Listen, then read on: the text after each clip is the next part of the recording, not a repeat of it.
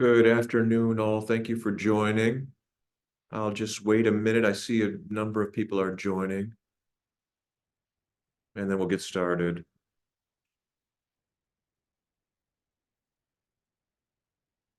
And people registered from all over the country today, which is wonderful.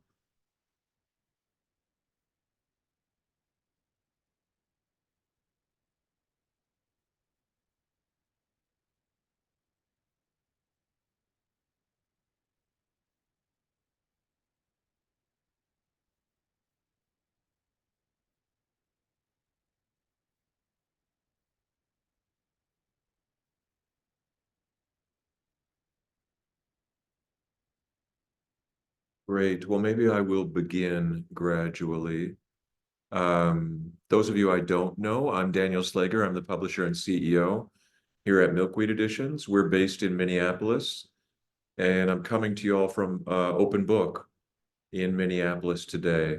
We've had a really mild winter here in Minneapolis, but today is blustery, feels seasonably cold, maybe a little colder than it would be typically. Um, but I'm really happy to be with you. I love doing these events in person, but doing it virtually in the form of a webinar enables us to include so many more of you, which is great. So thank you for joining.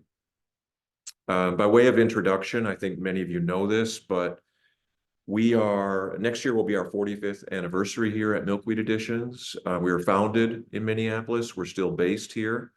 We're an independent literary press, and all the publishing you'll be hearing about today is made possible by your support and by the support of individuals and institutions who value the work we do. We're incorporated as a nonprofit organization, and having that combined revenue from sales of books we publish and contributions of individuals and institutions who value the contribution we make to the culture makes it possible for us to do a lot of inventive, original, mission and values-based publishing. So thank you. Thank you for being a member of the community that supports our work. And I hope you find it gratifying to hear about these books. It is, I have to say at the outset, it's really challenging to pick just a handful to cover in this amount of time. We have scheduled for publication in 2024, 33 titles. I think 6 of those are paperback editions of books that have been published previously as hardcovers. So not exactly the same kind of publication as a brand new book, but that still makes for 26 or 27 new books, which is high for us, at least in recent years. And selecting 8 or so of those has been challenging because I have no favorites. That is, we don't really, because of the model I mentioned earlier, the fact that we're incorporated as a nonprofit organization, we don't publish any books we don't feel need to be published. And so we love all the books we publish, and it's challenging to pick 8, but I've done so. And so I really appreciate the opportunity to walk through some of the highlights from our list this year.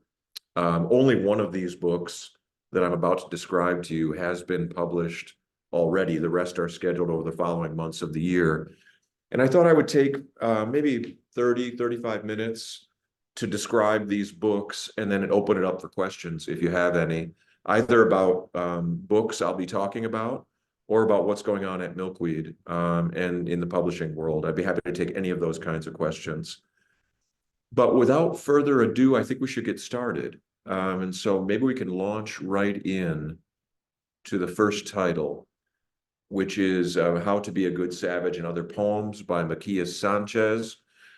This book is exciting on a number of levels. One, Macias Sanchez is a poet who writes originally in Zoque, which is an indigenous language in southern Mexico, not spoken by a large number of people, likely at this point less than 100,000 native speakers of this language.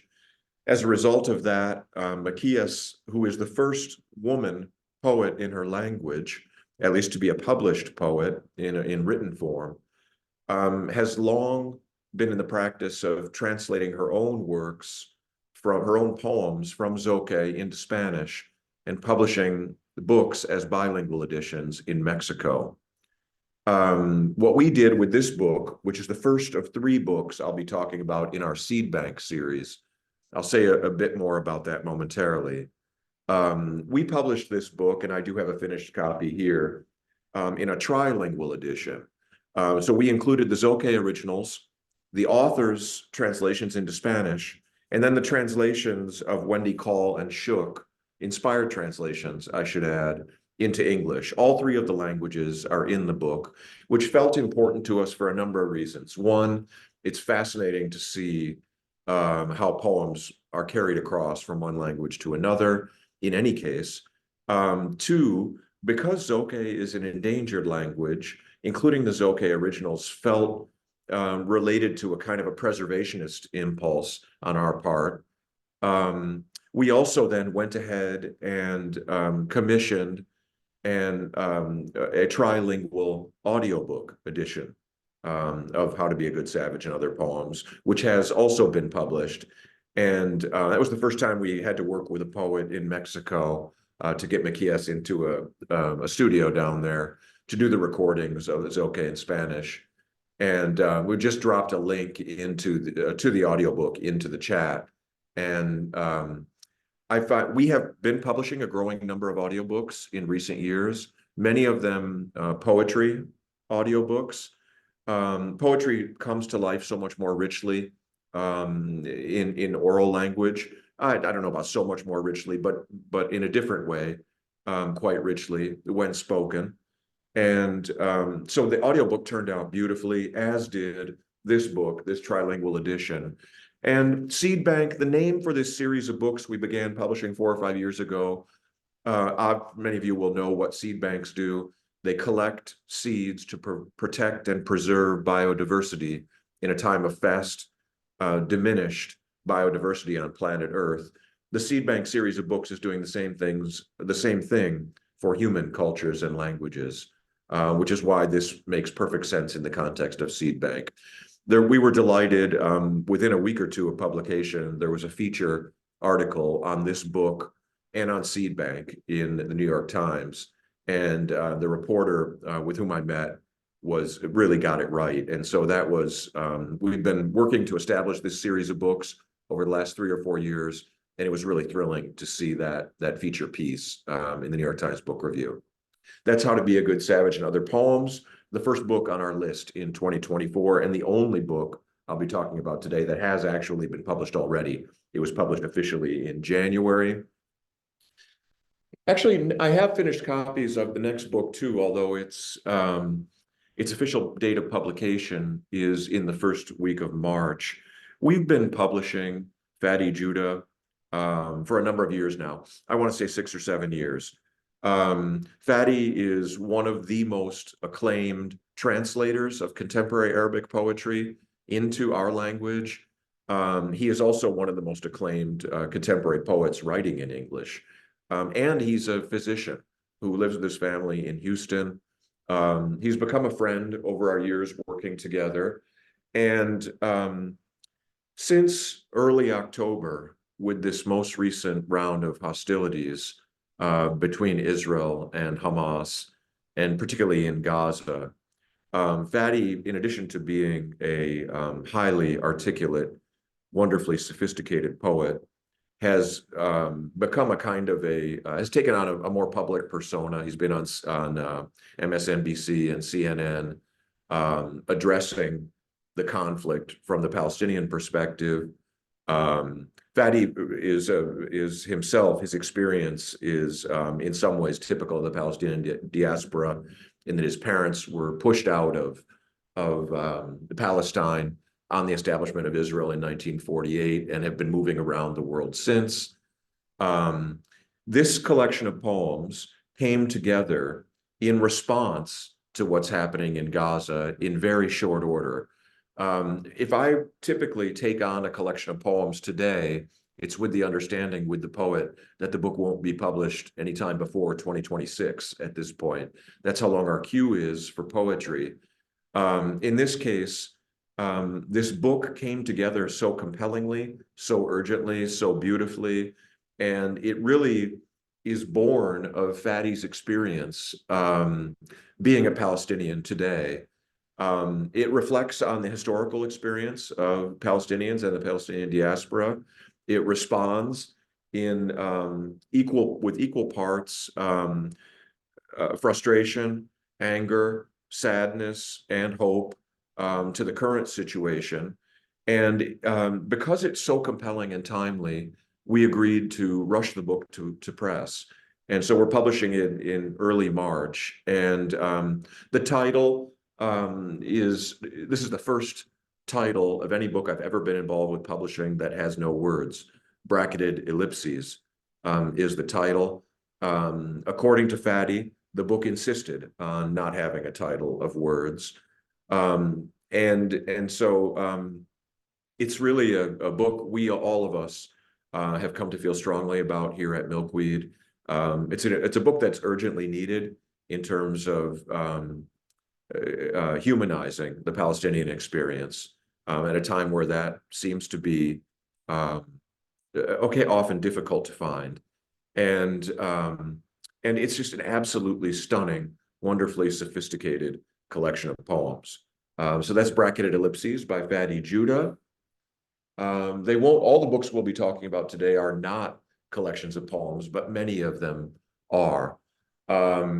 The next one, it comes from the current U.S. Poet Laureate, Ada Limon, who has really, Ada had a spectacularly broad readership before she was named Poet Laureate, I think about a year and a half ago. As part of her laureateship, Ada is invited to organize a project, and part of that project is this book, which is an anthology of poems. Ada commissioned and edited these poems, reaching out to 50 of her favorite poets from across the United States and inviting them to write a poem in response to a relatively simple prompt. What does the natural world mean to you? And so because the contributors to this volume are so wonderfully diverse, you do have some of what you would expect from nature poetry, which is poets experiencing the wilderness, poets in national parks, what have you. But you also have poets at bus stops in cities and in other situations that we wouldn't typically associate with nature poetry, but nonetheless poems that reflect the American experience today in all its beautiful diversity. This will also be the first time we're publishing a book in relationship with the Library of Congress, which is very exciting for us here at Milkweed, because the Poet Laureate term is organized by the Library of Congress. Everything Ada does as U.S. Poet Laureate involves the Library of Congress. For us as the publisher of this book, that means we get to work with the Library of Congress to reach a very broad audience with the book, which is really exciting for us. Celebrating the book and publishing the book will also entail a number of visits on Ada's part to national parks across the country. And so it's a wonderful project. Happens to be a great fit for us here at Milkweed because we publish so much work exploring our relationship as human beings to place and the more than human world. And then also a spectacular opportunity to work with 50 of America's best poets. A complicated book to assemble and to publish, but really a great privilege for us here at Milkweed, and unlike any book we've published before.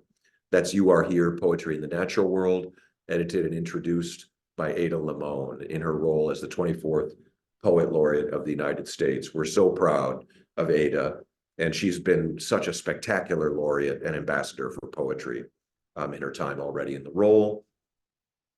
Moving on, I think there is a little bit more poetry to talk about. This is our second entry in the Seed Bank series. If Today Were Tomorrow, poems by Humberto Acbal, translated from the Spanish by Michael Bazet, who also translated, some of you will remember, the very first book in the Seed Bank series, the first rendering of the Popol Vuh into verse. Michael Bazet is an acclaimed poet, happens to be local here in Minneapolis, and this is his second collection of translated poems. I was thrilled when Michael approached me with this project. A very distant understanding of Umberto Akbal, who was a Quiche Maya poet based primarily in Guatemala. This book offers a selection from a number of his books that were published in Umberto Akbal's lifetime. He passed a few years ago, and it really represents the first book-length collection of poems by this world-class poet who gives expression to what I would describe as a kind of a counter-colonial way of perceiving and being in the world in these poems, in which all that has life around the human beings, the speaker in the poems, have equal dignity and life.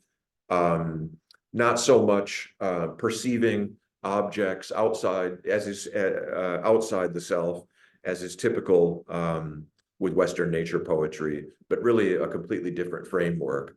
And the poems often feel almost as if they're kind of etched in stone. They have a beautiful, exceptionally beautiful quality. A really beautiful piece of translation work from Michael Bazette. I want to emphasize this was true with Macias Sanchez, and the translators Shook and Wendy Call also with the first book I presented. It is translating poetry effectively really requires an ability to write poems. And Michael Bazette is a brilliant poet, shows astonishing flexibility and dexterity in translating this work, which I think I'm very confident will be received as the debut in English of a major poet of the Americas of the 20th century. And that's why it finds its way into Seed Bank, as well as Macias Sanchez's book, the first one I talked about. That's If Today Were Tomorrow by Umberto Akbal, which is scheduled for publication later this spring. This book requires Becoming Little Shell, Returning Home to the Landless Indians of Montana by Chris Latreille. Requires a little bit more explanation. There's a little bit longer backstory behind this book. I first met Chris outside Missoula, Montana, at a writers' conference. He was working at the time as a bookseller.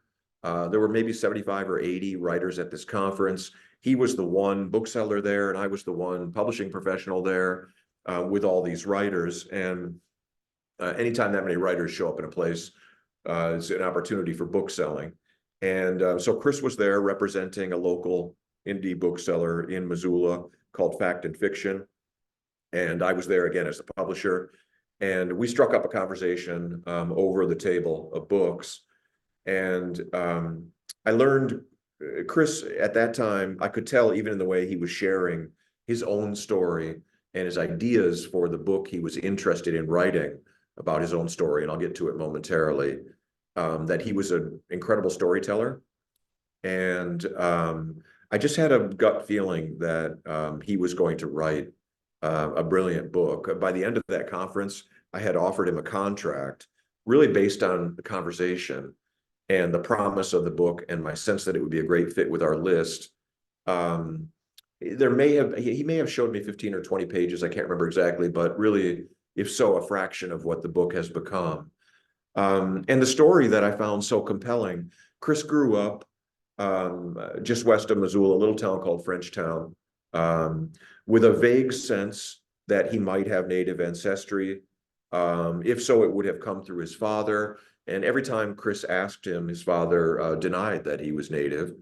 And it wasn't until he went to his grandfather's funeral, Chris Latreille did, and found himself surrounded by almost entirely indigenous people that he knew he had to be at least part Native. And so the first of two meanings of the title of this book really refers to the author's discovery and embrace over a couple decades of his Native identity as a member of the Little Shell Band of Chippewa. It turns out his father had indeed spent most of his life, since some unpleasant experiences as a boy with racism, passing as white. And he was able to do that and had encouraged Chris to do that as well. To the contrary, Chris undertook an extraordinary stretch of research that included a lot of travel to powwows, a lot of interviews with family members and other Native elders, and a lot of book learning, a lot of I want to say asystematic because it wasn't in an academic context, reading and researching. And so this book is quite richly annotated, and it tells the story of his own discovery and embrace of his native identity. It also tells the story of how his people came to be in northern Montana, having migrated across the northern plains at various points. And so with his own story, it also offers a really important chapter of American history and the history of the American West. While he was writing the book, he became an enrolled member of the Little Shell Band, and then also took part in what proved to become a successful struggle on their part to achieve federal recognition as a band of Chippewa, which is a very difficult thing to do. The odds were stacked against them. And so along the way, in that struggle for federal recognition, one also gets a sense in reading this book for the contemporary politics and challenges facing those who identify as Native. It is a really, and his voice throughout the book is exceptionally compelling and rich. The book has been in development for, I want to say maybe the last 4 or 5 years. And it was my privilege to work with Chris directly to develop the manuscript. And then I was down in Cincinnati with him just a couple weeks ago at a conference of booksellers, laying the groundwork for a successful publication this coming fall. This book is scheduled for publication in August, and the early response to it on the part of booksellers and our staff and his friends and associates has been really quite moving. So I think I'm really excited to publish this book in the fall. It's an important voice. I think also, I know many of you know this, but being a nonprofit organization and an independent publisher also enables us and positions us to invest more significantly than most commercial publishers are able to do in developing manuscripts, in finding voices like this and developing, they're working with them collaboratively, often over years, to develop their manuscripts into finished books that then resonate in the culture. It's an increasingly unique kind of publishing. We embrace it here at Milkweed. It's how we have found, frankly, some of our books that have done best then once they are published. But it is very labor and resource intensive. And so I want to just reiterate my gratitude and on behalf of our staff, our gratitude for your support enabling us to do this kind of work and this kind of publishing. I think it's really important. I think we've been able to launch and publish some voices that would not have seen the light of day over the years. And I don't know, of course, what would have happened with Chris. He's very determined. He has a great story. He's a great writer.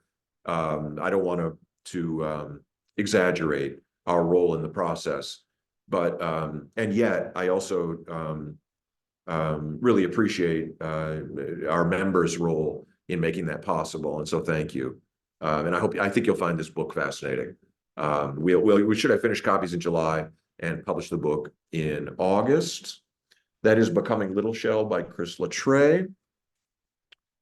And then let's see, moving on to Without Her, A Chronicle of Grief by Rebecca Spiegel. This is really shifting gears from Becoming Little Shell, but also there's a backstory here. We find books in so many different ways. The way I found this book is quite different than what happened with Becoming Little Shell and Chris Latreille. Also, 4 or 5 years ago, definitely before the pandemic, I received a message out of the blue from an old friend and well-published writer who teaches in the MFA program at the University of North Carolina in Wilmington.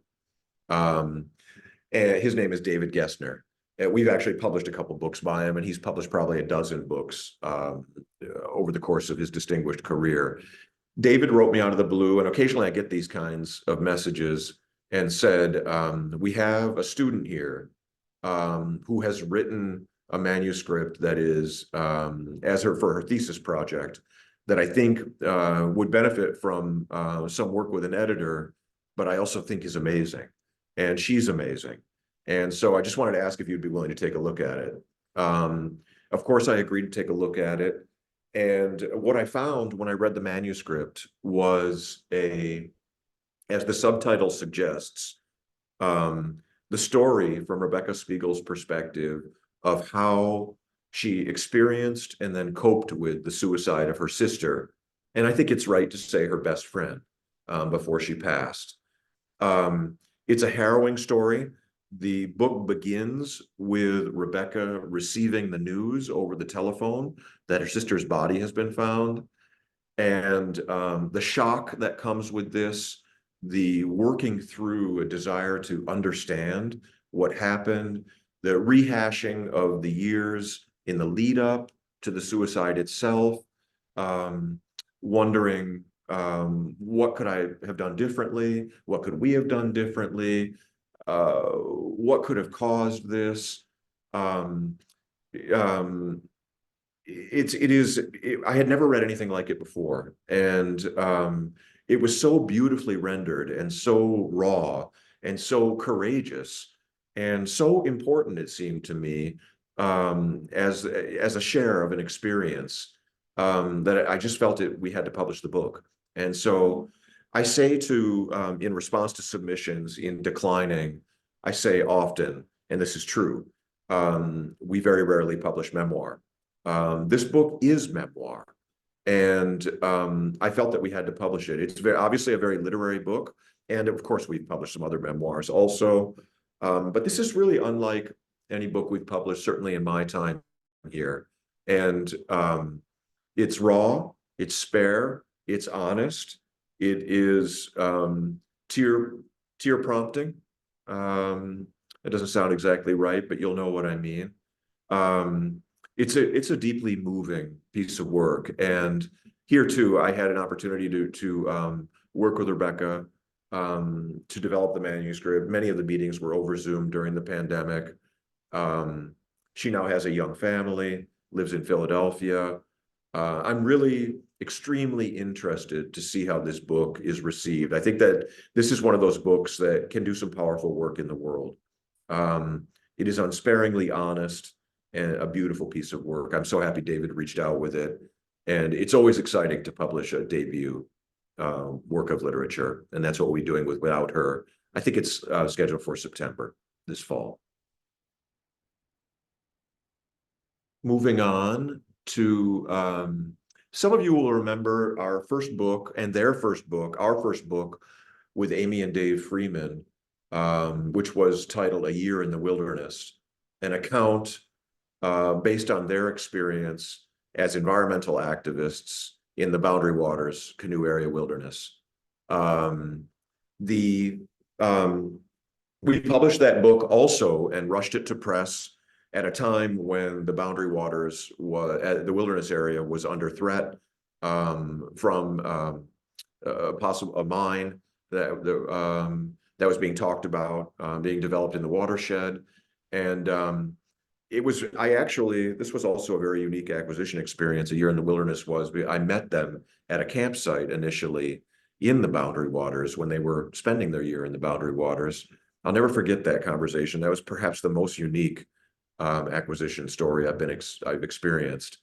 And they had been publishing blog posts, but they were interested in turning the writing they'd done and journaling into a book. And so we worked with them to develop that book, A Year in the Wilderness. It ended up being a sensation, and I think played a positive role in helping protect the Boundary Waters Canoe Area Wilderness, and which I'm very proud of.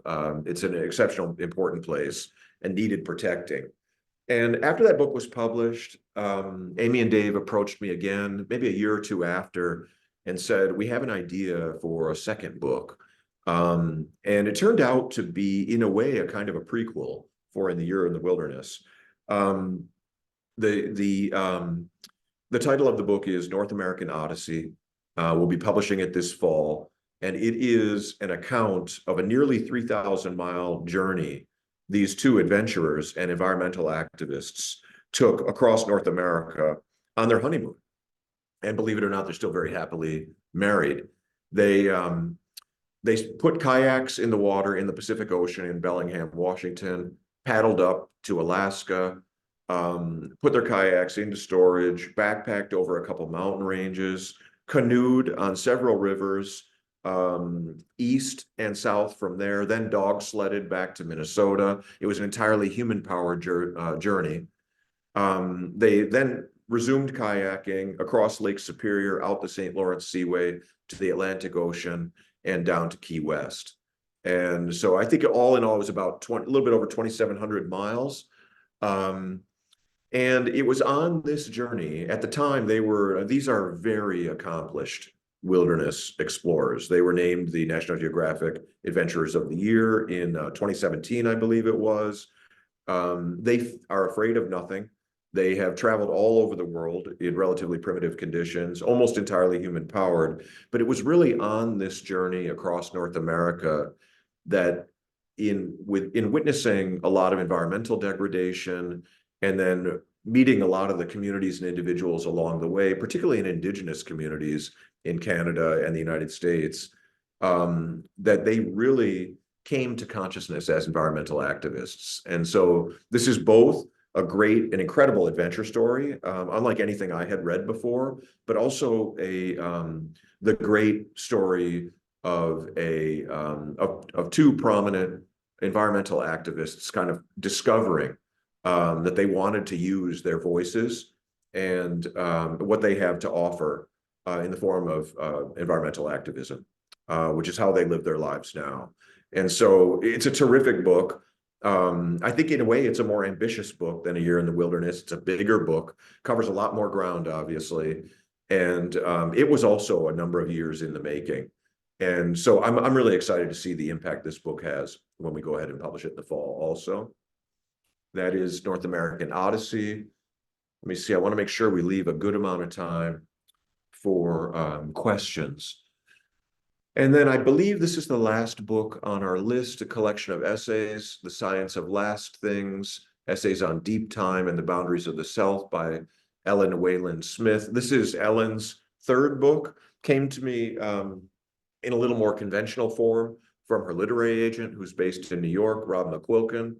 Her first two books were well published and acclaimed. This is a little bit more, I think I would say, personal book, but she extrapolates from personal experiences with death, disease, and our own physical frailties. She extrapolates from her own experience with those kinds of events in her life to a little broader, more philosophical argument cumulatively about what we have in common as human beings with the rest of the animal world. And one of those things, of course, is mortality.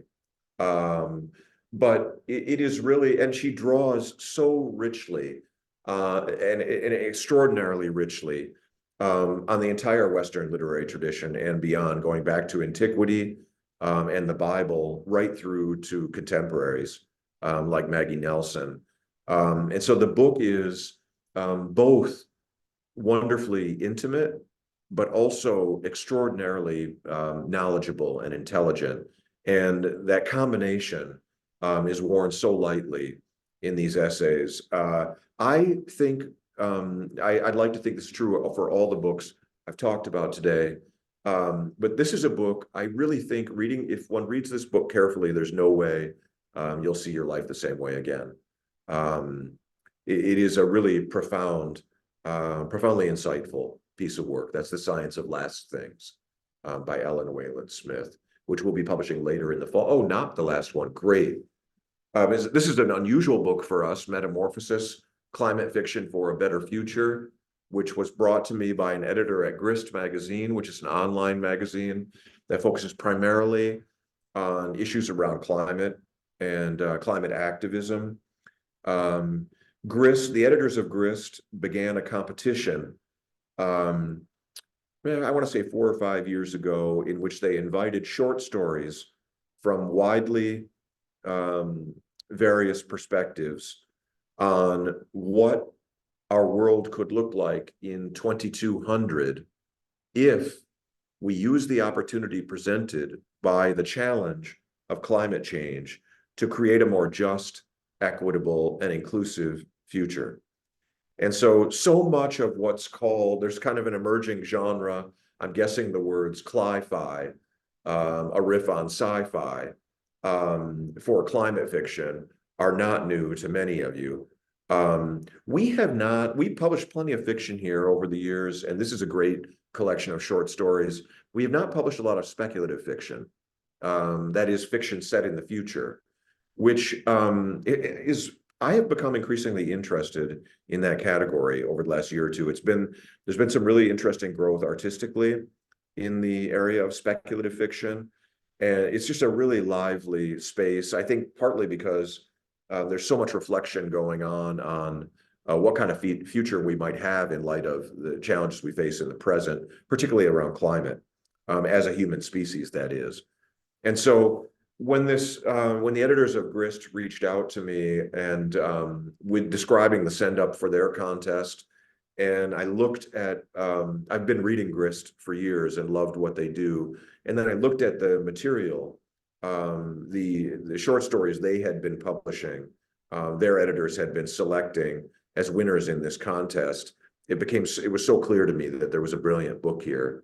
And so we worked with them to assemble the contents, to choose 12 from perhaps 20 or 22 stories that were in the mix initially, to commission an introduction for the book by New York Times bestselling speculative novelist Sheree Renee Thomas.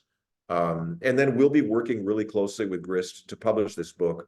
And because they have such a large audience that's grown so quickly in recent years, it presents a really exciting opportunity for us to partner with a like-minded nonprofit media organization that really, because they're a journalistic outlet, functions in different ways than we do. But we found a really cool point of collaboration with this book. And so the contents are really stunning and mind-expanding, if you will. And also it's a really neat opportunity for us to expand in terms of engagement with readers and engagement with another media outlet. So a really neat partnership. And we're always looking for opportunities to do that, as well as to find great books written by single authors. Perhaps one more collection. Oh, no, two more. Oh, great. The Last Quarter of the Moon is our third entry in this mix from the Seed Bank series, authored by Qi Zizhan. Qi Zizhan has won the Chinese equivalent of the National Book Award for fiction twice already. And so I think it's reasonable to describe her as one of the most prominent contemporary Chinese novelists. And yet none of her work has been published in North America in translation, which itself makes this novel a really exciting event for us.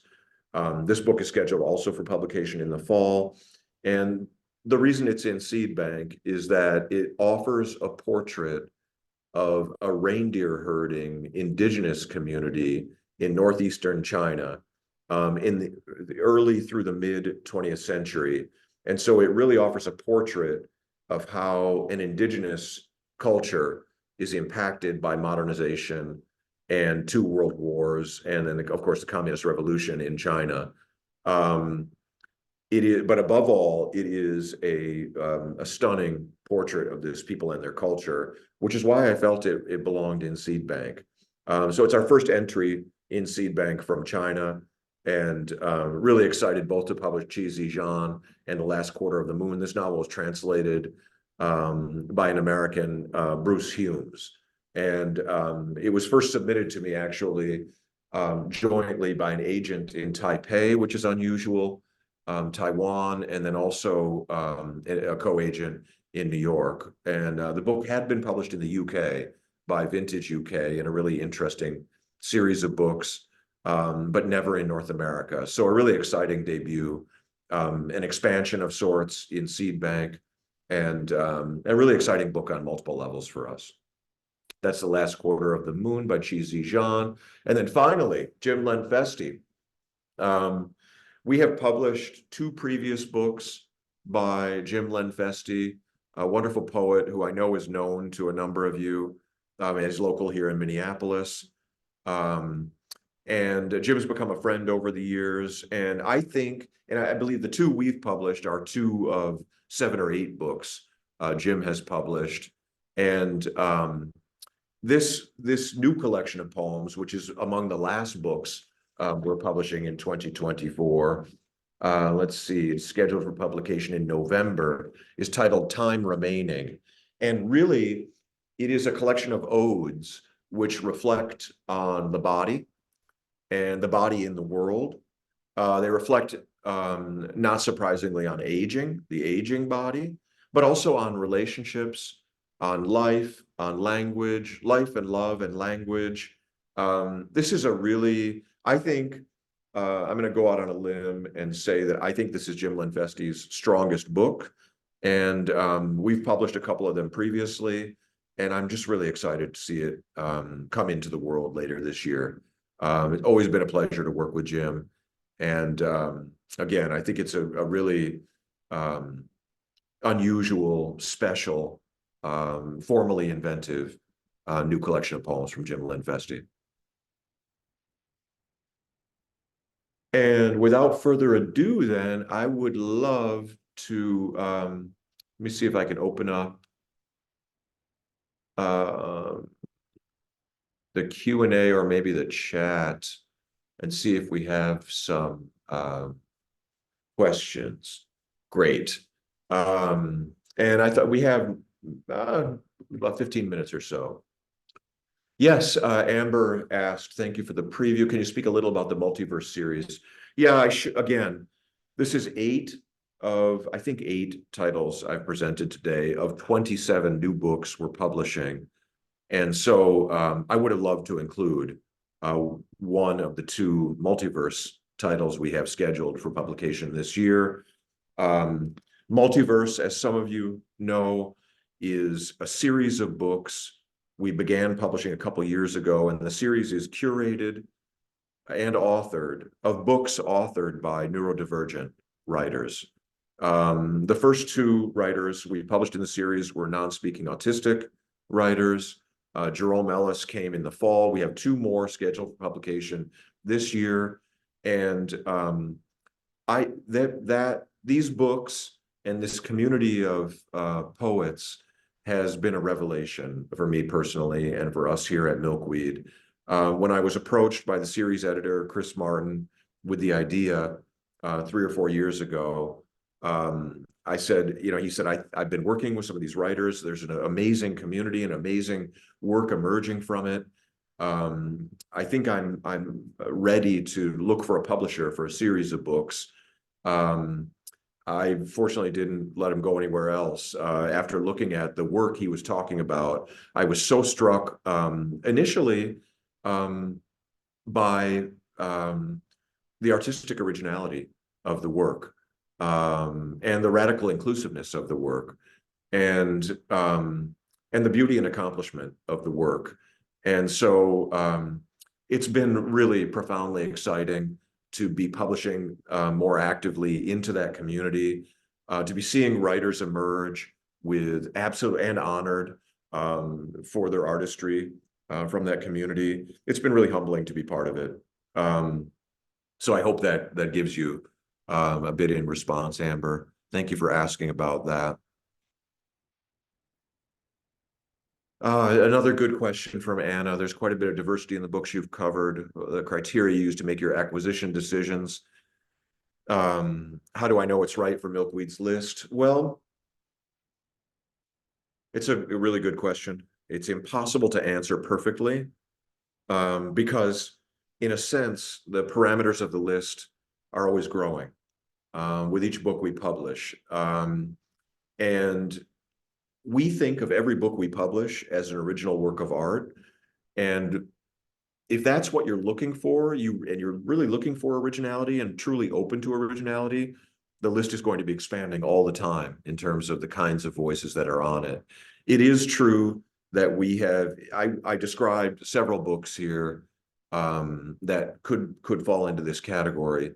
We have made it a strategic point of focus to publish literary work exploring the way we as human beings relate to place and the more than human world has been a focus on our list, that was a focus before I came to work here 18 plus years ago. It really goes back to Emily Buchwald, the founder and longtime publisher of Milkweed Editions, who made a far-sighted determination that this set of issues would become among the most urgent issues of our time, and that there were a growing number of writers writing into that conversation.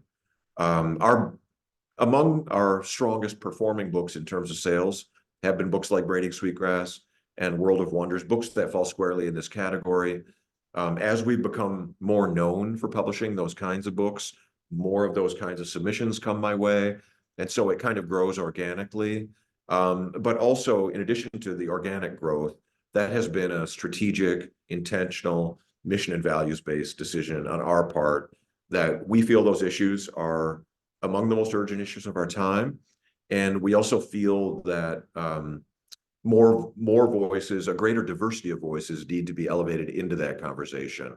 And so hopefully you've also noticed a wonderful range of voices, and not a surprise that many of the books we publish that have done best have been by BIPOC authors, who traditionally were not as prevalent in the nature writing part of American letters as perhaps some others. So that was a little more long-winded than perhaps you wanted. Another question: new books are always exciting, and these are all new books we're talking about today. Is there a backlist title to recommend to someone who's relatively new to Milkweed? Well, of course, I did just mention Braiding Sweetgrass and World of Wonders, which are great backlist titles. Last year, we lost a beloved novelist, David Rhodes, whose work I think is so profound and so beautiful and so human, and so dignified. And so I still find Driftless an extraordinary read. All of his subsequent books too.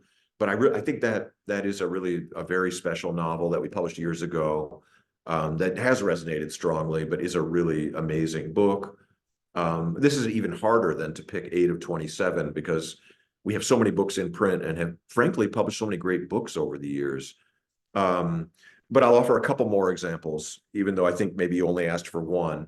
I think Letters from Max, co-authored by MacArthur Genius Grant recipient Sarah Rule and Max Ritvo, is one of the best books I've ever been involved with publishing. I turn back to it all the time. I think it's absolutely gorgeous and profound, and again, wonderfully human. Yeah, there are many more, but I'll leave just with those for now. Please, more questions. I really appreciate them. Let's see, I see.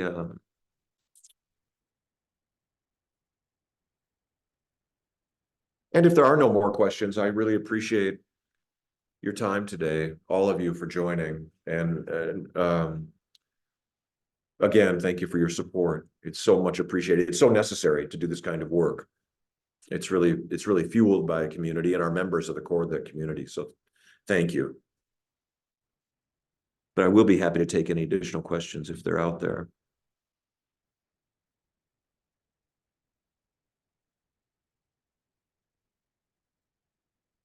All right. Well, thanks very much to all of you. I really appreciate your support, appreciate your attention, appreciate you making the time for this today. And hopefully you'll feel compelled to pick up one or more of these books and/or share them. That's what we need. So thank you very much for your support, and look forward to seeing you soon.